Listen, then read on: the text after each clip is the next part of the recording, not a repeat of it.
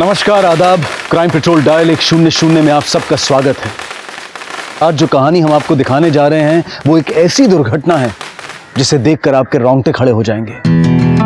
आई आई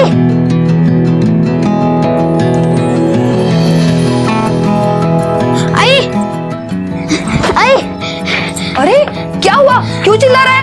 आई है बग, मैं पूरे स्कूल में फर्स्ट आया हूँ।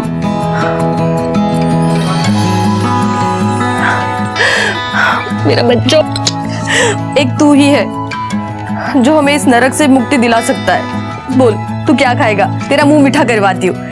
दही शक्कर खाएगा? हाँ। जल्दी जल्दी हाथ चलाओ। ओ काका, क्या किया था लौकर? नंदू सेठ ने कहा आज शाम तक फसल कट जानी चाहिए। ओ काका, क्या चल रहे? लौकर लौकर चला, हाथ चलवा। बाबा बाबा सोनू, ये सोनू बेटा, अरे इतने धूप में यहाँ पे कहाँ पे? आजा घर पे जा। बाबा, मैं रिपोर्ट कार्ड दिखाने आया था। देखो, मैं पूरे स्कूल में फर्स्ट आया हूँ। तू?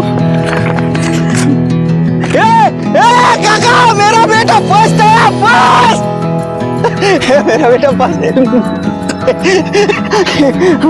देखो पापा, मैं जब पढ़ लिख कर कलेक्टर बनूंगा ना, तो सारे खेत हमारे हो जाएंगे। फिर आपको किसी दूसरे के खेत में काम भी नहीं करना पड़ेगा। चल चल, तुझे मिठाई खिलाता हूँ अच्छी वाली। चल। बाबा, आज जी कहती थी कि पहले सारे खेत हमारे थे। सच में? हाँ थे तो। काम कर रहे? हेलो।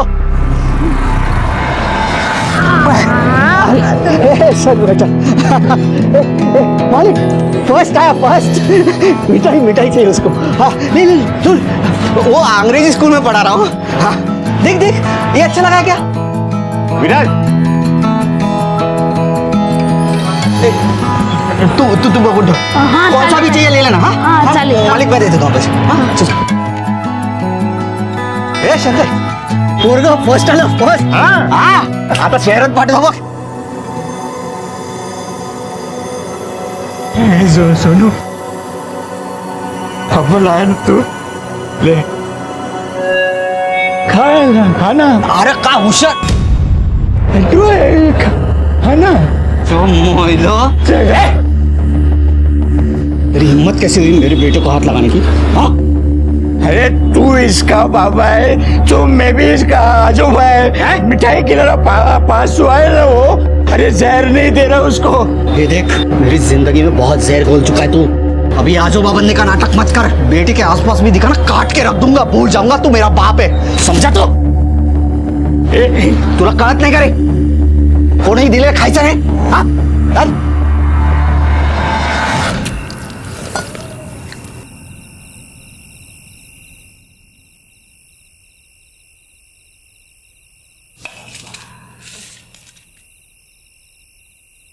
देखा कितने अव्वल नंबर से पास हुआ है मेरा बेटा। कम से कम अब तो उसको पढ़ाई के लिए भेज दो, या अपनी तरह ही चौकीदार बना के छोड़ोगे? ये चुप बैठ। वो दिन रात जहर उगलते रहती है। जहर इसलिए उगलती हूँ क्योंकि मैं आपके बाप की तरह नहीं हूँ। इतना होनहार बच्चा है मेरा, फिर भी इसकी जिंदगी बर्बाद है। 3 साल से तुम्हारे पीछे पड़ी हूँ। अगर औकात नहीं है ना तो मुझे बता दो, मैं अपने भाऊ और बहनी के पास इसको भेज देती हूँ। कम से कम पढ़ लिख कर कुछ बन तो जाएगा।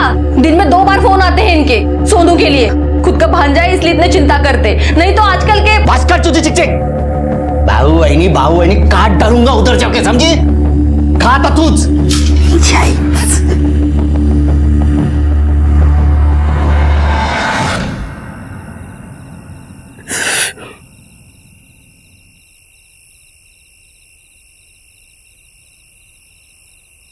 क्या हुआ? क्या सोच रहा है? सोनू की पढ़ाई के खर्चे के बारे में सोच रहा हूँ। भाई इतनी जमीन थी हमारे पास, सब बेच दी। एक छोटा सा टुकड़ा भी नहीं रखा था। आज वो होता तो सोनू की पढ़ाई के खर्चे के बारे में सोचना भी नहीं पड़ता था, और ना ही वो प्रदीप राज शिर्के की जमीनों की पहरेदारी करनी पड़ती मुझे। वो इंसान को इंसान नहीं समझता ही।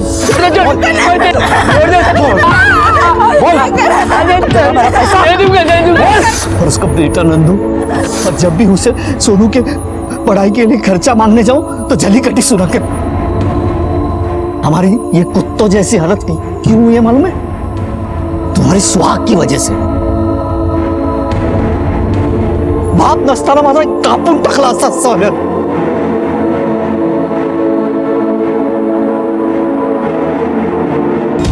जय जवान जय किसान, ये शायद अब सिर्फ एक नारा बनकर रह गया है, क्योंकि हमारे यहाँ अधिकतर किसान जो अपना खून पसीना बहाकर हमारे लिए अनाज उगा रहे हैं, उनके अपने पेट खाली हैं। आजादी के इतने सालों बाद भी जमींदारी और साहूकारी का कहर हमारे गांव से खत्म नहीं हो पाया है। किसानों से मजदूर बना देते हैं। वो जमीन, वो मिट्टी जो अनाज पैदा करती थी, आज इन लाचारों के लिए भूख पैदा कर रही है। ऐसे में अपराध पनप रहे हैं।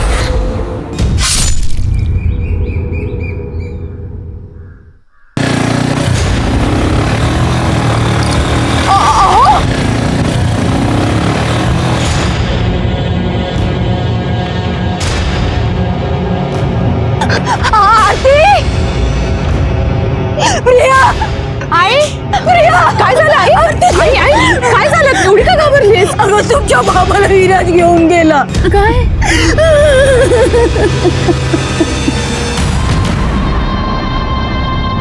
आई आई बस बच्चे को पढ़ाने के लिए शहर में भेजना है तेरा, पैसों के लिए मेरे पास भीख मांगते रहता है, दो हिलाते रहता है. चल जा. बाबा दादा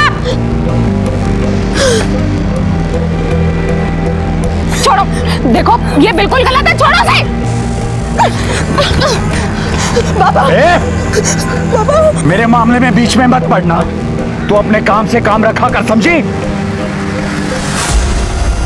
मैं अगर बीच में नहीं आती ना तो फंस जाते थे आप. अरे विश्वास काका को अगर कुछ हो जाता तो जेल हो जाती आपको. दादा बस भी करो अब क्यों बेचारे गरीब गांव वालों का खून चूस रहे हो? अब और कितना चाहिए आपको? नाश्ता बोलो नको. तू अपना ये ज्ञान है ना किसी और को बांटना, मुझे नहीं. मुझे अच्छी तरह से पता है मुझे क्या करना और क्या नहीं करना. और मुझे बोलने से पहले तू खुद को देख.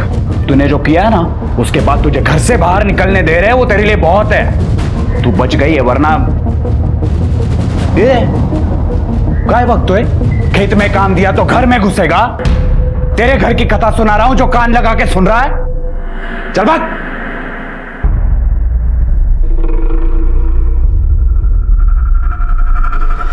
मी आधीच सांगितलं होतं, लड़की को इतनी छूट मत दो. अब बुक तो ये सब चंद्रा की रोने धोने का नतीजा है. अपने बेटी से बहुत प्यार करती हो ना तुम. तुम्हारी ये बेटी हमारे लिए एक ना एक दिन मुसीबत खड़ी करने वाली है.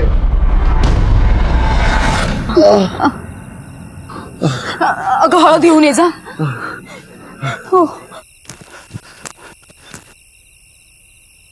बाबा बाबा कसं काय झालंय? बाबा कौन किया है? कुछ बाबा बताओ कौन किया है? कोशिश हो. ए, बता कौन किया? अभी के अभी जाके काट डालूंगा उसको मैं. अरे बताने क्यों नहीं? बताना कौन किया है? दादा तुझे शपथ है, अपना मुंह मत खोलना मुंह. अच्छा नहीं बताओगे? मरने का इतना ही शौक है ना तो मरो. और कितना मरेंगे? मर तो रहे हैं ना.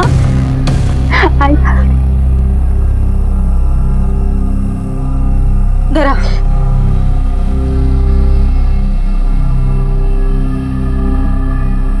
तेरे बाबा को छोड़ दूंगा तो उसका कर्ज कौन तू उतारेगी? वैसे तू उसका कर्ज उतार सकती है. फिर तेरे बाबा को रोज सुबह शाम गोबर नहीं खाना पड़ेगा.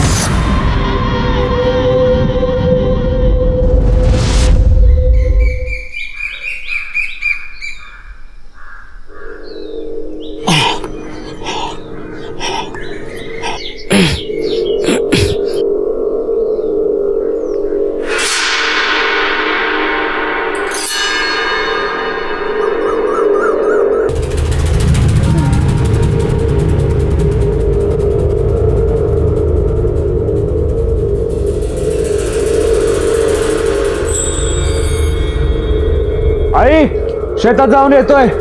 विराज को कुछ काम दिया था, देखता हूं हुआ है कि नहीं.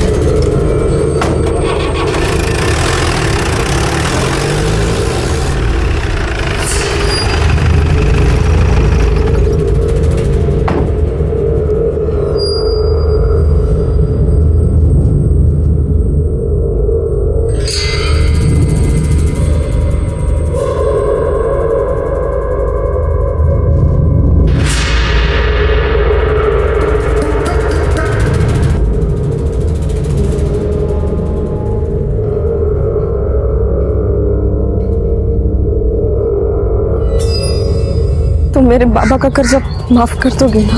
अरे हो रे बाबा, करूंगा ना, वरना तेरे को बोलता ही क्यों? हाँ चल, अरे चल रे, चल चल।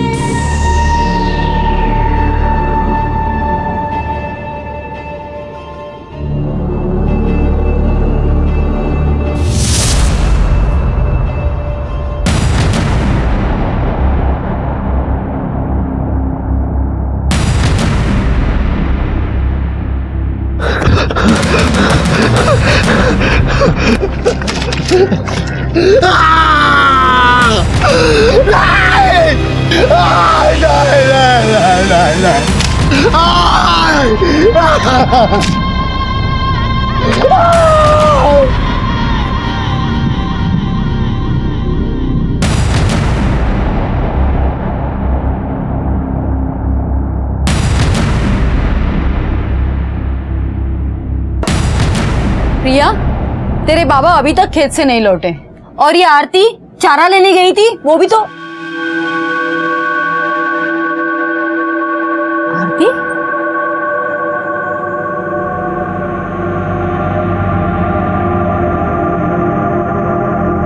चारा कहाँ है?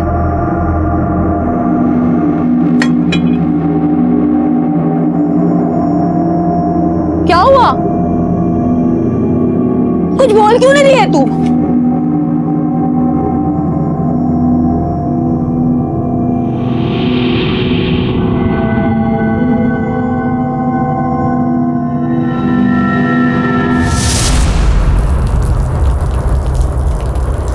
आरती, अगं तू चारा आणायला गेली होतीस ना, काय झालं? बोल ना, तू असं काय करतेस? आरती, अगं काय झालं? बोल ना, बोलत का नाहीस तू?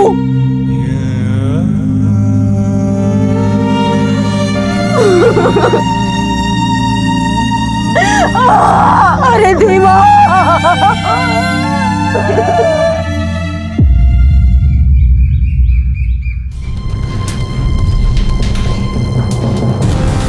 विराज भाव, वो विश्वास का कहा पेड़ के नीचे पड़े, उनके मुंह से झाग निकल रहा है। तू गावात जाऊन सांग, जा।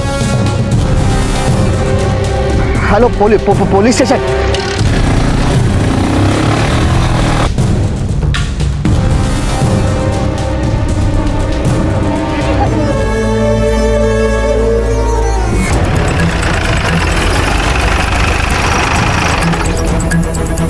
हट जाओ पीछे, साइड हटिए आप लोग, पीछे हटिए, पीछे हटिए, प्लीज। हाँ साहब, ये खरा है, ये खेत मेरा है, लेकिन मेरे खेत में इसने आत्महत्या क्यों की समझ में नहीं आ रहा है। इसका आपसे कुछ लेना देना था क्या?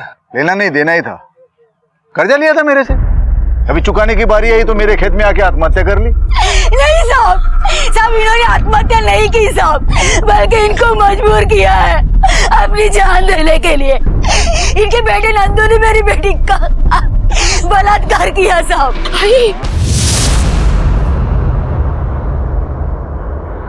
और इन्होंने कर चुकाने से परेशान होकर अपनी जान दे दी साहब।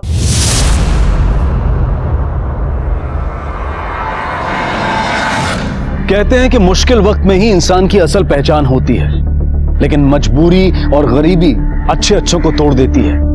विश्वास ने अपने हालात के आगे घुटने टेक दिए थे, लेकिन आरती पर क्या बीती होगी जिसने अपने पिता को बचाने के लिए अपने आप को नंदू जैसे भेड़िए के हवाले किया। न जाने ऐसी कितनी ही आरतियां और विश्वास हमारे गांव में रोज जिंदा होते हुए भी मरते हैं, पर न वो इन अत्याचारों के खिलाफ आवाज उठाते हैं और ना ही कोई और। लेकिन इस बार सुलेखा ने अपनी बेटी की अस्मिता के लिए आवाज उठाई थी। विश्वास की आत्महत्या के पीछे की प्रताड़ना को बताने की कोशिश की थी, लेकिन एक गरीब इंसान की आवाज में आखिर कब तक वो साहस बना रहेगा जो प्रदीप और नंदू जैसे पैसे वाले और ताकतवर लोगों को सजा दिलवा सके। तुम्हारी माँ ने जो नंदू पे इल्जाम लगाया है, सच है वो? सर, कहाँ लेके जा रहे हो इनको? सर सर सर सर रुकिए ना सर, ऐका ना सर, ती आरती आणि तिची आई खोटं बोलते, इन्होंने ऐसे कुछ नहीं किया है। उसने क्या किया और क्या नहीं वो हम पता कर लेंगे। डालो अंदर इसे। यार नंदू को तो पुलिस पकड़ के ले गई, अब क्या होगा उसका? होना क्या है, कुत्ते की मौत मरेगा। बाप बेटे 230 एकड़ जमीन खा गए, सारी गलती उनकी नहीं है, अपना सिक्का भी खोल रहा है साला। अगर बाप ऐसा नहीं होता ना, तो ये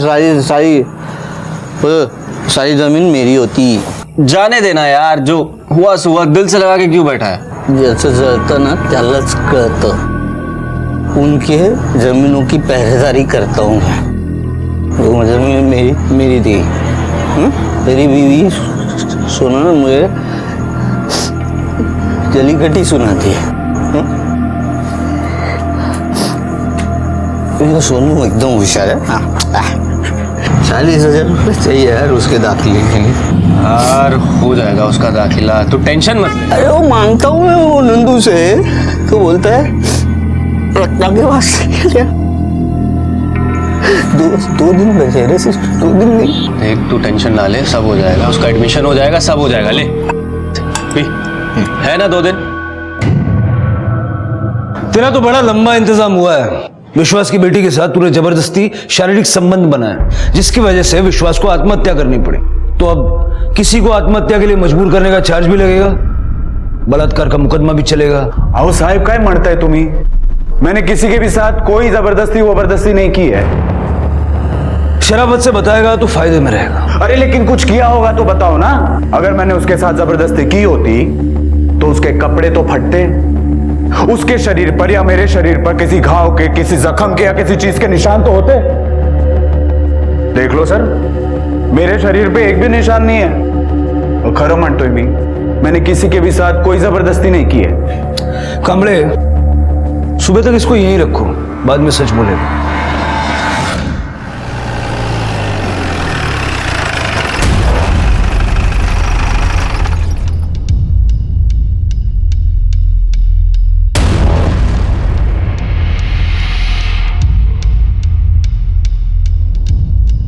प्रदीप बाबू को कुछ बात करनी, गाड़ी में बैठे जाओ।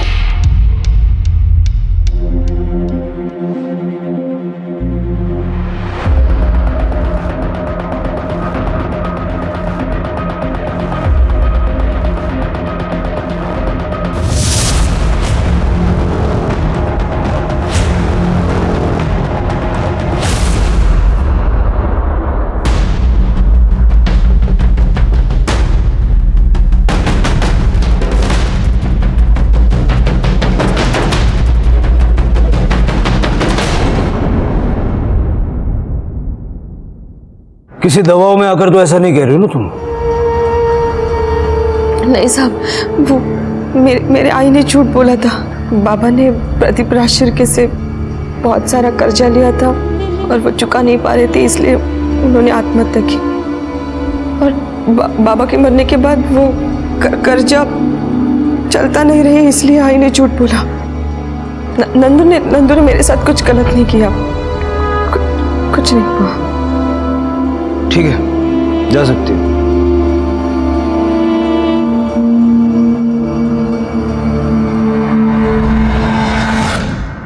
झूठ बोल रही है ये। नंदू को छोड़ दो। Okay sir.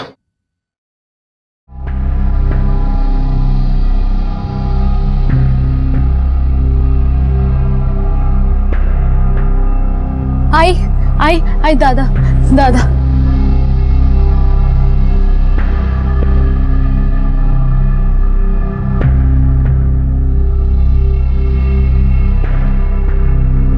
उसे क्यों घूर रहा है? हाँ, क्या करने गया था तू? बोल ना। उन दोनों बाप बेटों को हमेशा के लिए खत्म करने गया था। बाबा, हमें अभी पुलिस में कॉल करना चाहिए और इसको पुलिस के हवाले करना चाहिए। नहीं, इसे हम पुलिस में नहीं देंगे। इसने तो हमारा काम और भी आसान कर दिया है। हमारे वकील के पैसे भी बचा दिए इसने। और तेरी बहन ही हमारे नंदू को हमारे पास वापस लेके आएगी पुलिस से। लेके जा इसको, बांध के रख।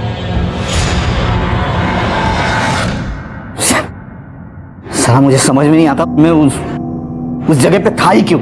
और राकेश प्रदीप को मार देता, फिर बाद में नंदू को मैं लुटका देता, आसानी हो जाती ना। कोई बात नहीं, दोनों बच गए ना। ये दोनों ना मेरे हाथों मारने वाले, देख तू, देख। तू ऐसा कोई गलत काम नहीं करेगा, समझा? अबे गलत कुछ नहीं हो। बाबू क्या रे? चप्पल ठीक हो गया।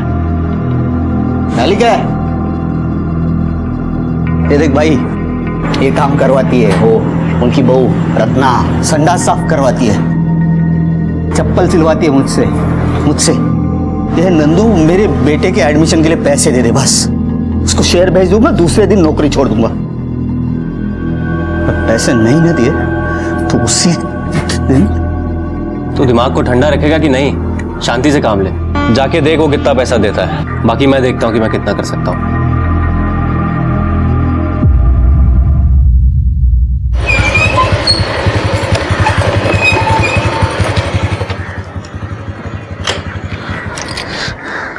विराज, हाँ नंदू रत्ना स्वाति को देखा है कहीं?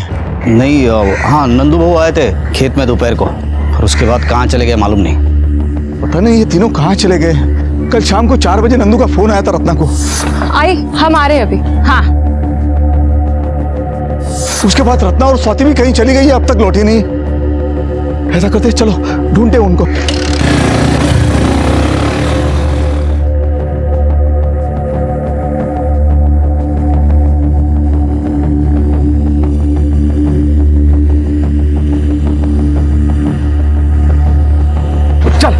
खेत की तरफ चल। मालिक वो तीनों खेत में क्यों जाएंगे? वो सांगली निकल गए होंगे। तो अपना दिमाग में चला, मैं जो बोल रहा हूँ कर। चल चल। सर, विश्वास की पोस्टमार्टम रिपोर्ट।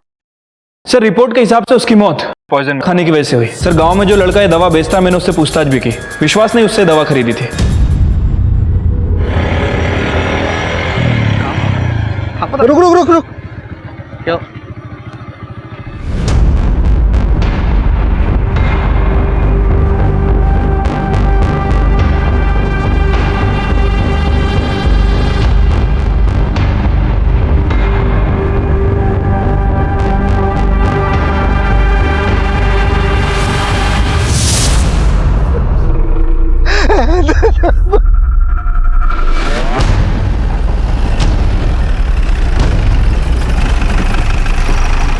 जरा देखो आसपास मर्डर वेपन मिलता है क्या?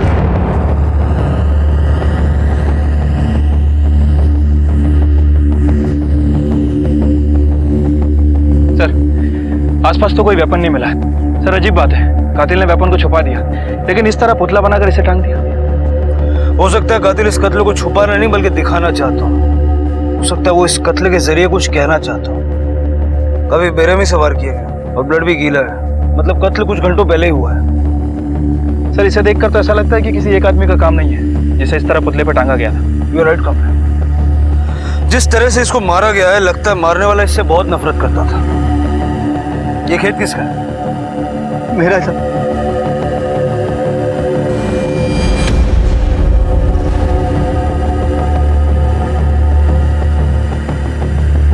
आपको किसी पे शक है? शक नहीं साहब, यकीन है मुझे। राकेश ने मारा है मेरे बेटे को। राकेश ने साहब मेरे बेटी और बहू को भी उसी ने गायब किया साहब। सब वो कुल्हाड़ी लेके हम सबको मारने के लिए आया था साहब। मेरी बेटी और बहू को बचाना साहब।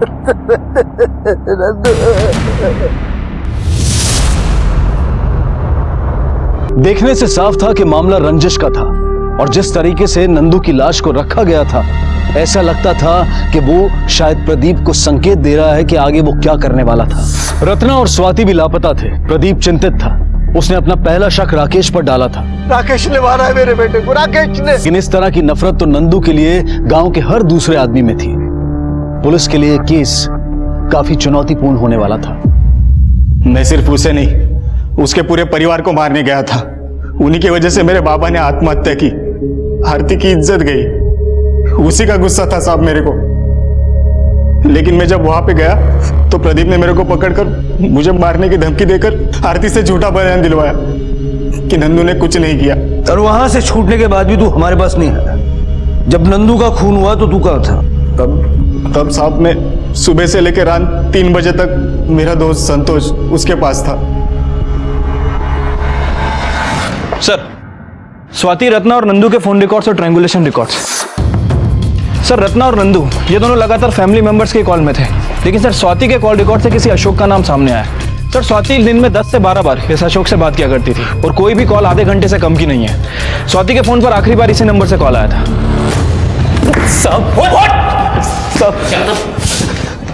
स्वाति के पीछे क्यों पड़ा था? हम लोग तो एक दूसरे से प्यार करते हैं। अशोक, अगर घर वालों ने मेरी शादी के लिए हाँ नहीं कहा तो क्या तुम्हें भगा ले जाऊंगा? हाँ, मैं क्या डरता हूँ क्या तुम्हारे घर वालों से? क्या बात है? भाव छोड़ दीजिए। भाव, हाँ, बड़ी बड़ी फेंक रहा था ना तू। कहाँ से आया तू? हाँ, हम एक दूसरे से प्यार करते हैं। उसके बाद भी तूने स्वाति से कांटेक्ट तोड़ा नहीं, यहाँ तक कि कल जब स्वाति घर से निकली, गायब हुई, तब भी आखिरी कॉल तेरा था। सर, मैं मानता हूँ मैंने कॉल किया था, लेकिन मैंने किसी को गायब नहीं किया सर। मैंने किसी का खून नहीं किया। हमने तेरे मोबाइल से मैसेजेस पढ़े, जिसमें एक मैसेज में स्वाति लिखती है कि प्रदीप, रत्ना और नंदू ये सब तुम्हारे रिश्ते के खिलाफ थे। यहां तक कि रत्ना तो उसके लिए एक लड़का भी देख रही थी। रत्ना और नंदू सबसे ज्यादा खिलाफ थे। और जवाब में तूने क्या लिखा है? कोई भी हमारे प्यार के बीच में आएगा तो उसे रास्ते से हटा देंगे। सर, मैंने ऐसा मैसेज जरूर किया था, पर इसका मतलब ये नहीं कि मैं सच में ऐसा कर दूंगा सर। हटा देंगे मतलब ये प्लानिंग तेरी और स्वाति की थी। बोल, स्वाति कहाँ है? और रत्ना को कहाँ रखा है? जिंदा है या मार डाला? सर, मैं सच बोल रहा हूँ सर। मैंने ऐसा कुछ नहीं किया सर।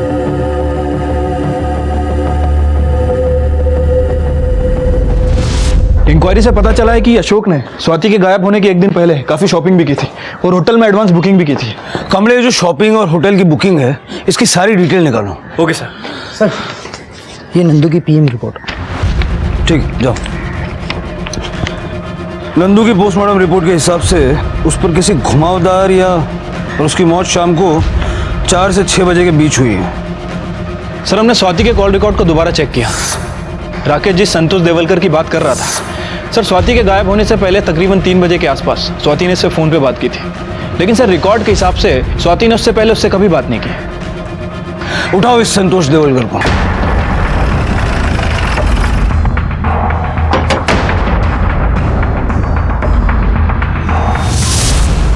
जिस दिन स्वाति गायब हुई तूने उसे फोन किया था? हाँ, किया था। वो रत्ना ने मुझ पे केस किया था ना। ठीक आहे वहिनी? हाँ ठीक आहे, चलो। वहिनी, ते आधीचे पैसे दिले तर बरं होईल, उधारी खूप झाली ना। पैसे तो नहीं है माझ्याकडे। एक काम करती हूँ, अभी का और बाद का दोनों साथ में ही दे देती हूँ। वहिनी, हर बार यही बोलते हो। संतोष, मैंने कहा ना बाद में दे दूंगी। वहिनी, वहिनी,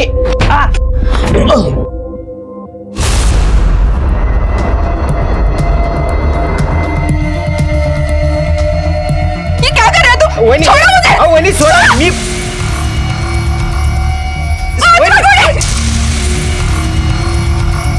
क्या रे, चौवन्नी की औकात नहीं है तेरी और मेरी बीवी पे हाथ डालता है? हाँ, मेरी बीवी पे हाथ डालता है। छोड़ दो साहब। तूने मेरी इज्जत पे हाथ डाला है।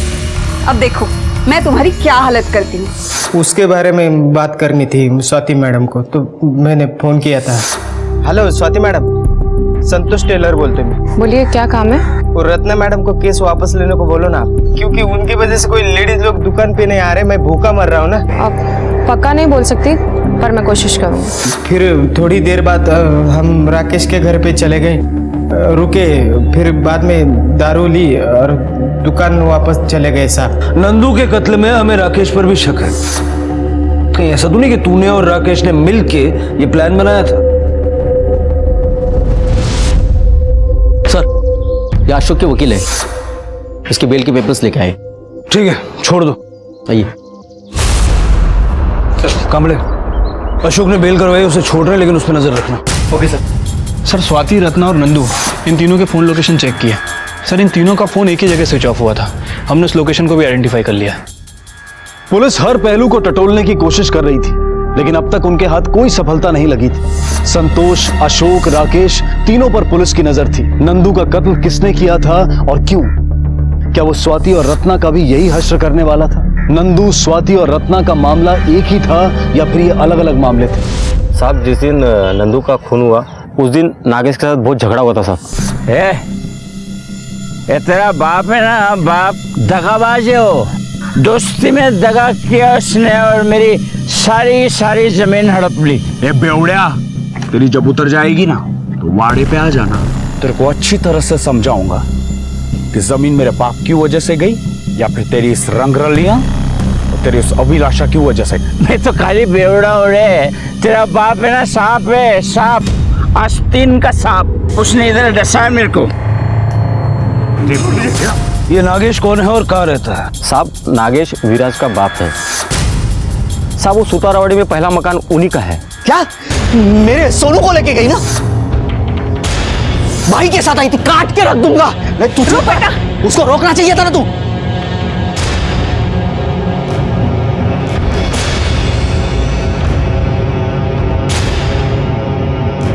नागेश यही रहता है? बुलाओ, उससे बात करनी है। कल रात को 9 बजे के आसपास देखा था, उसके बाद से कहाँ है मालूम नहीं।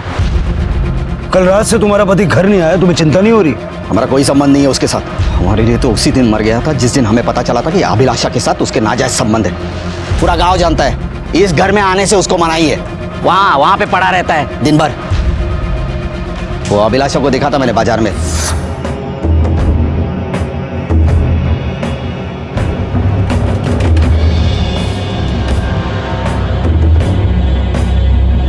अभिलाषा यहाँ क्या कर रही है?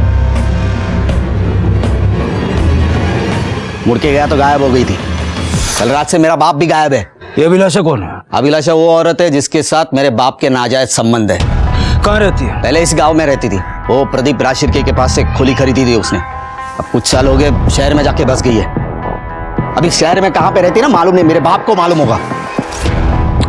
नागेश आता है या उसकी कोई भी खबर मिलती है, सबसे पहले पुलिस स्टेशन आके बताना।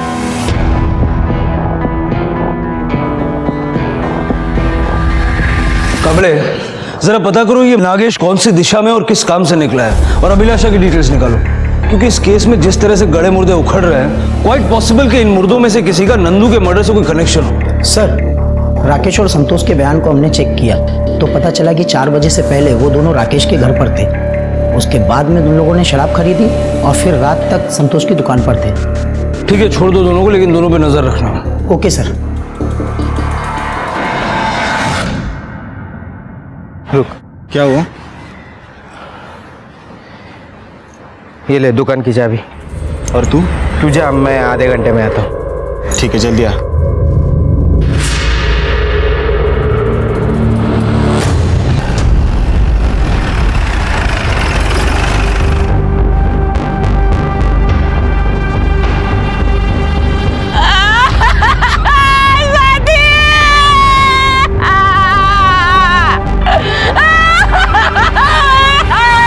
चलिए हटिए, चलो पीछे हटिए, आप लोग पीछे।